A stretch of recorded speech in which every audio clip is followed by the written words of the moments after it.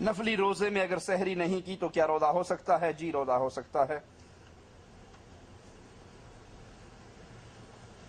اور حدیث سے ثابت ہے پیر اور جمعرات کا روزہ نفلی اللہ کے رسول صلی اللہ علیہ وسلم نے رکھا، یہ حدیث سے ثابت ہے، رکھا جا سکتا ہے۔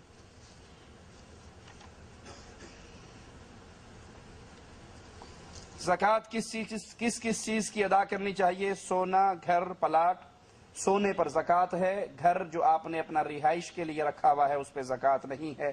پلاٹ اگر آپ نے اس لیے رکھا ہے کہ میرے پاس گھر نہیں ہے، اب میں اس پلاٹ جب اللہ موقع دے گا تو اس پہ گھر بناؤں گا اور رہوں گا، ابھی میں کرائے پہ رہ رہا ہوں، تو اس پہ بھی زکوٰۃ نہیں ہے۔ لیکن اگر آپ نے تجارت کی نیت سے پلاٹ خریدا ہوا ہے تو اس پر زکوٰۃ ہے۔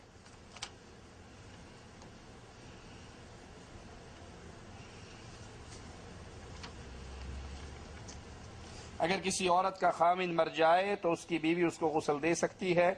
جی ہم نے پچھلے درس میں بیان کیا تھا، ابو بکر صدیق رضی اللہ عنہ وارضاہ نے اپنی بیوی سے کہا تھا اگر میں مر جاؤں تو مجھے تم غسل دینا، اور اپنے بیٹے عبد الرحمن سے کہا تھا کہ تم اس میں اپنی والدہ کی ساتھ دینا، ان کی مدد کرنا۔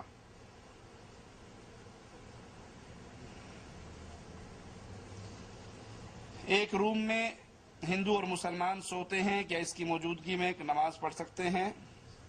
ایک روم کے اندر مسلمان اور غیر مسلم اکٹھے رہتے ہیں، لیکن اگر وہ روم پاک ہے، کارپیٹ پاک ہے، ہندو یا غیر مسلم جو اس کے ساتھ رہ رہا ہے وہ پاکی کا خیال رکھتا ہے، تو وہاں پہ نماز کے وقت پر نماز سنتیں وغیرہ نفل پڑھی جا سکتی ہیں۔ فرض نماز مسلمان کو مسجد میں پڑھنی چاہیے۔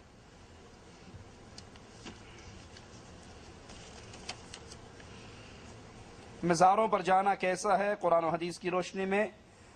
دربار سازی، مزار سازی اسلام میں حرام ہے۔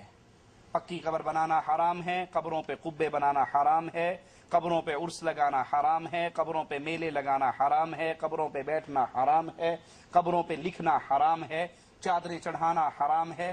یہ عبادت ہے قبروں کی جو آج انڈیا، پاکستان، بلکہ اس سعودی عرب کو چھوڑ کر باقی دنیا کے تقریباً ہر ملکوں کے اندر ہی ان قبروں کو پوجا جا رہا ہے۔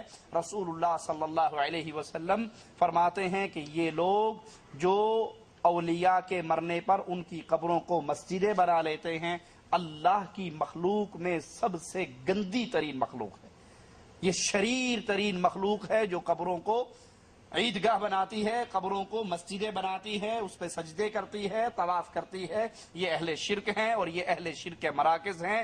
اللہ جب اہل توحید کو حکومت دیتا ہے، طاقت دیتا ہے، وہ اس دھرتی کو ان درباروں سے، پکی قبروں سے، مزاروں سے پاک کر دیتے ہیں۔ جیسے اللہ نے توفیق دی، محمد بن عبد الوہاب رحمۃ اللہ علیہ نے اس پاک سرزمین کو قبروں سے، درباروں سے، درگاہوں سے پاک کیا، اور پھر دوبارہ امام عبدالعزیز آل سعود رحمۃ اللہ علیہ نے اس دھرتی کو پاک کیا۔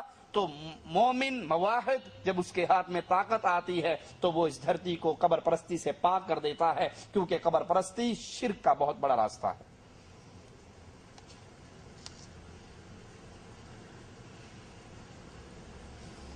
انسان 5 وقت نماز پڑھتا ہے اور اسے نہ چاہتے ہوئے گناہ ہو جائے، کیا اس کی نماز اس کو فائدہ دے گی؟ بالکل فائدہ دے گی۔ نماز 5 وقت پڑھتا ہے، یہ مومن ہے، یہ مسلمان ہے، اگر اس سے گناہ ہو جاتا ہے اور وہ معافی مانگ لے تو اللہ اس کو معاف کر دے، اور اگر وہ معافی نہیں مانگتا اور اسی گناہ کی حالت میں مر جاتا ہے، چاہے اللہ معاف کر دے، چاہے عذاب دے کے معاف کر دے، اگر موحد ہے اور نمازی ہے تو یہ انشاءاللہ ہمیشہ کی جہنم میں نہیں رہنے والا۔ اگر کوئی اپنی مرضی سے شادی کرنا چاہتا ہو اور ماں باپ کہیں اور شادی کرنا چاہتے ہوں تو اس کا کیا حکم ہے؟ اگر اپنی مرضی سے شادی کرنے والی لڑکی ہے تو اللہ کے نبی صلی اللہ علیہ وسلم کا فرمان ہے کہ ولی کی اجازت کے بغیر نکاح نہیں۔ جہاں اللہ کے نبی نے ولی کی شرط لگائی، وہیں پر اللہ کے نبی صلی اللہ علیہ وسلم نے لڑکی کی رضامندی کی بھی شرط لگائی۔ ولی لڑکی کی اجازت کے بغیر اس کا نکاح، اسی طرح لڑکی ولی کی اجازت کے بغیر اپنا نکاح، الا یہ کہ لڑکی اپنے ولی کے خلاف مسلمانوں کی عدالت میں قاضی کے پاس جا کر ثبوت پیش کرے کہ میرا باپ یا میرا ولی میرے ساتھ مخلص نہیں ہے، مجھے بیچنا چاہتا ہے، یا جہاں پر یہ میری شادی کر رہا ہے مجھے وہ پسند نہیں ہے، وہ بوڑھا ہے، مجھے وہ منظور نہیں ہے، تو پھر جس کا کوئی ولی نہیں اس کا قاضی مسلمانوں کا ولی ہوتا ہے۔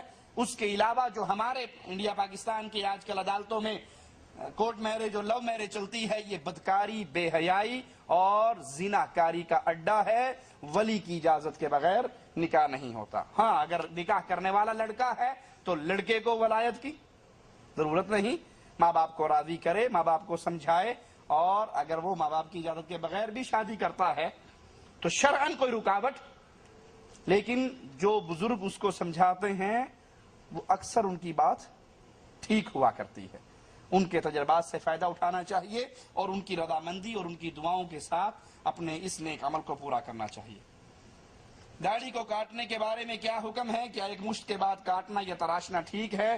داڑھی کو رسول اللہ صلی اللہ علیہ وسلم نے معاف کرنے کا حکم دیا ہے۔ داڑھیوں کو معاف کر دو، ان کو لٹکا دو، ان کو چھوڑ دو۔ وفروا اللحى وفروا ای کثروا، ان کو زیادہ کرو، ان کو کاٹنے کی اجازت نہیں ہے، ایک مشت ہو یا اس سے پہلے ہو یا اس کے بعد ہو، گال چھیلنے ہو یا نیچے سے خط کروانا ہو یا داڑھی کو کاٹنا ہو، داڑھی کو چھوڑ دیجئے، لٹکا دیجئے، اس کے حال پہ رہنے دیجئے۔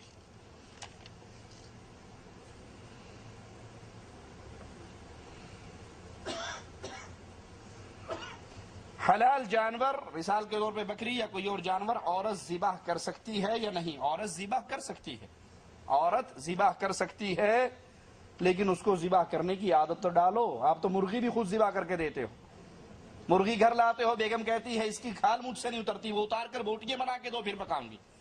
صحابہ اپنی بیٹیوں سے عید والے دن جانور ذبح کروایا کرتے تھے، یہ ان کی غیرت تھی۔ اور آج ہماری بیوی گھر میں چھپکلی آ جائے تو گھر سے نکل آتی، بابا چھپکلی اندر آ گئی۔ بندے بھی بزدل بن گئے اور عورتیں بھی انہی کے راستے پر بزدل بن گئی۔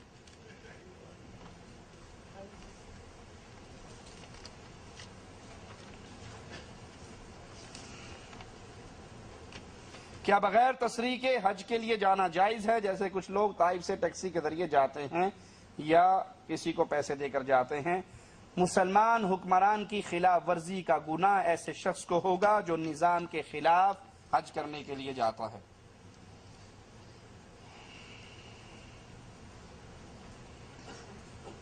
رفع دین اگر بھول کر چھوٹ گیا تو کیا سجدہ سہو کرنا ہو گیا؟ کیا یہ نماز کا رکن ہے؟ رفع دین کرنا نماز کا رکن نہیں ہے۔ سستی سے رہ گیا یا بھول کر رہ گیا تو انشاءاللہ کوئی حرج نہیں۔ رفع دین چھوڑنے میں جہاں حرج آتا ہے وہ سن لیجئے۔ ایک شخص کہتا ہے مجھے علم ہے کہ اللہ کے رسول صلی اللہ علیہ وسلم کی حدیث ہے، میں جانتا ہوں، صحیح حدیث ہے، صحیح بخاری میں ہے، صحیح مسلم میں ہے، میں نے پڑھی ہے، سب چیز کا مجھے علم ہے، لیکن میں یہ کیوں نہیں کرتا؟ اس لیے کہ جس مذہب، جس فرقے اور جس گروہ کے اندر میں ہوں، جس جماعت کے ساتھ میرا تعلق اور میرا رشتہ ہے، میرے مولوی صاحب نے اس کی اجازت نہیں دی، میرے پیر صاحب اس کی اجازت نہیں دیتے۔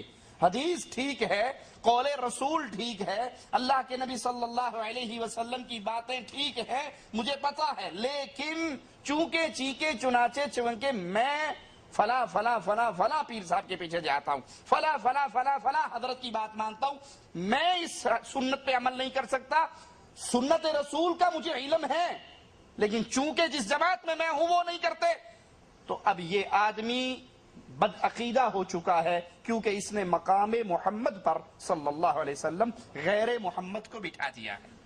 اس نے اللہ کے نبی صلی اللہ علیہ وسلم کی حدیث پیر صاحب کی وجہ سے ٹھکرا دی ہے۔ اس سے بڑا ظالم کون ہوگا جو اللہ کے نبی صلی اللہ علیہ وسلم کی حدیث کو کسی